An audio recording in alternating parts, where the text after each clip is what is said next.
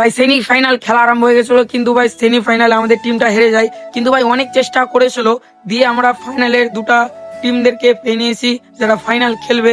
একদিকে হলো মারক funds club আর একদিকে হলো গঙ্গারামপুর। ভাই দুটোই টিম তাগড়া টিম ধরতে গেলে, আর দিয়ে খেলাটা তো আরম্ভ হয়ে যায়।